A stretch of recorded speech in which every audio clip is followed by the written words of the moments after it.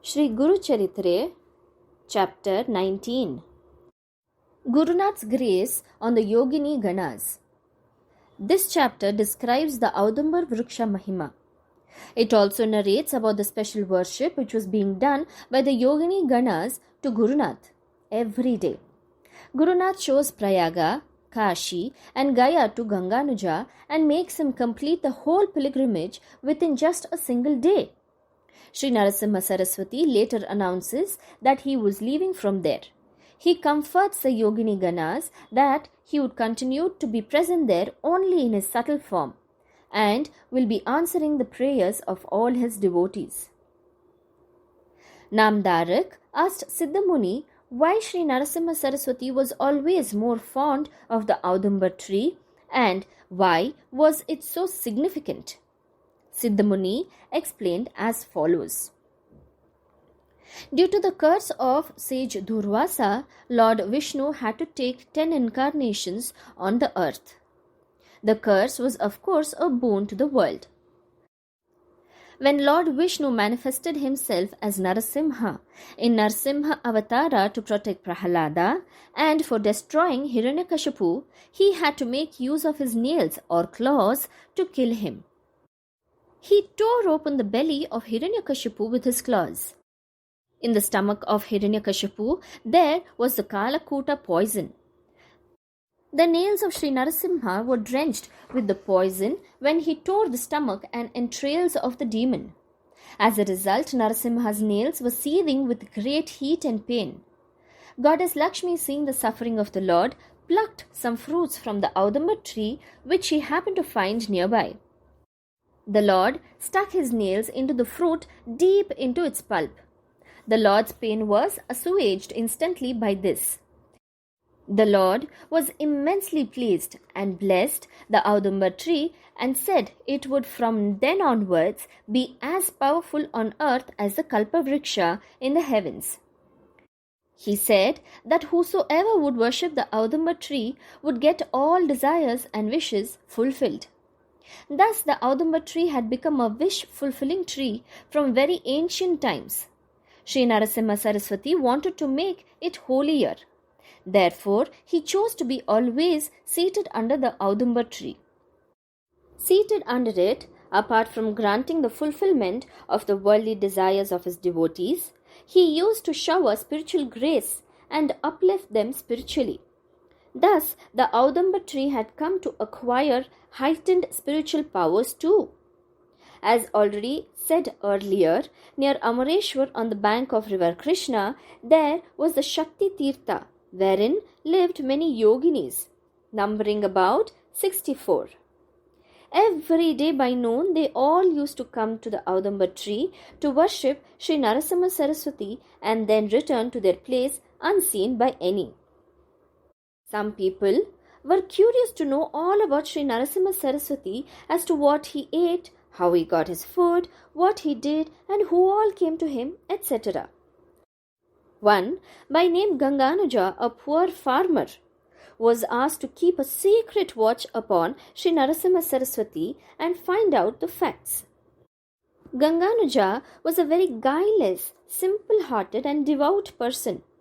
As Ganganuja was watching clandestinely, to his amazement he saw the yoginis coming and offering worship and doing arti to Gurunath. He also saw that after the arti, Sri Narasimha Saraswati and the yoginis stepped down into the river. Lo, the waters of the river started receding, making a pathway for Sri Narasimha Saraswati and the yoginis to walk along. Ganganuja also followed them surreptitiously. As they reached the middle of the stream bed, Ganganuja following behind saw them entering into a golden splendored city. The residents of the city, men and women looking like angels and gods dressed in silken and shining garments, welcomed Gurunath with Mangala Aarti. Sri Narasimha Saraswati, looking back towards Ganganuja, asked him why he followed them. Ganganuja fell at Gurunath's feet and prayed to be forgiven. Sri Narasimha Saraswati told him he should not reveal to anybody what he had seen. Goddess Lakshmi also favored him and he was relieved of his drudgerous life. He used to come for Guru Nath's darshan every morning, afternoon, and evening and serve him for most part of the day with great love. The yoginis symbolize the yogic shaktis or powers. They are ever at the will and command of a realized yogi. There are said to be 16 vidyas and 64 kalas, which a yogi is supposed to acquire and attain. The 64 yoginis described in the above narrative are symbolic of the 64 kalas. These are ever at the service of one who is a master of his body, mind, and senses. As it was going on thus, on one Marga Purnima early morning, Ganganuja, while serving Guru Nath, said, Gurudeva, it is said that in the month of Magha, a bath at the holy Triveni Sangam at Prayaga is most meritorious. I heard only, but know nothing of Prayaga and Kashi, etc. Guru Nath then said to Ganganuja, this Panchaganga Sangam here is as holy as the Prayaga, and Kolhapur is as meritorious as Gaya. In and around here also exists Kashi. All the merits of Kashi, Gaya, and Prayaga can be found and gained here itself. Nevertheless, as you seem to be very desirous of seeing northern Kashi, etc., I will show them to you today itself. Guru Nath stood up on the tiger skin on which he was seated. He told Ganganuja to catch his feet and padukas firmly. Instantly they were at Prayaga. After taking bath there in the morning, by afternoon they were at Kashi. After bathing in the holy Ganga and having Lord Vishweshwara's darshan, by evening they were at Gaya. By sunset they were back at Amarapur. Sri Narasimha Saraswati stayed under the Audumbar tree at the Panchaganga Kshetra for quite a long time, 12 years. Now he decided to leave from there. Everyone was sorrowful and unhappy that Guru Nath would be leaving from there. Much more so were the yoginis. Sri Narasimha Saraswati comforted them and said, I am leaving my padukas here. I will be ever present where my padukas are worshipped.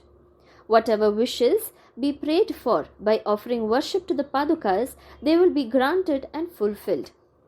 Sri Narasimha Saraswati comforted them all, moved out from that place to the direction of Ganagapur, which is in the vicinity of the holy rivers Bhima and Amaraja. Even after Guru Nath left for Ganagapur, the Audumbar tree and the Guru Padakas enshrined there continued to manifest Guru Nath's power and grace in the same manner as when he used to physically live there. Jai Gurudeva.